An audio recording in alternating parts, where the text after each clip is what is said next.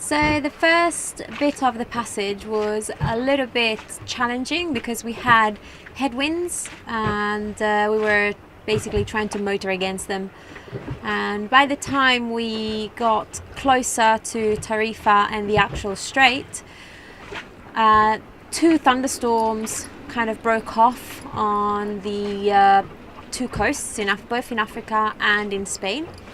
And there was a strong current and a big swell, and that was a little bit stressful, but everything felt under control and it was great. And then we had a little sleep in Tarifa, which was very well protected from all of that mess in the sea. And the next day we headed into Gibraltar. It took a few hours to get from Tarifa to the actual anchorage in La Linea.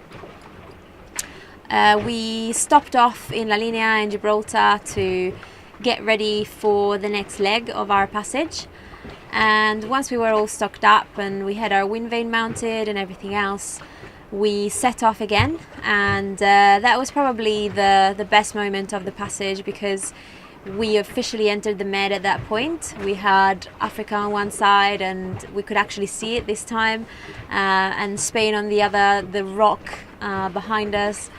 So that was really great, and we were going pretty fast, I think over 6.5 knots, because there were quite strong winds and the seas were quite big as well.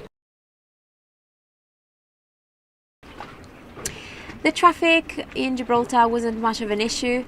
If we looked on the AIS, we could see more than 60 boats within a few miles from us. So that was a little bit stressful if you just looked at the screen, but actually looking around the boat, you could barely see just a few big ships around. And not many were entering the bay or maneuvering or anchoring when we came in and went out. So it was pretty easy to just avoid any collisions, and it was easy enough to figure out where each boat was going using obviously your sight and the AIS. It was an incredible feeling. It felt like what we worked so hard to achieve was finally happening.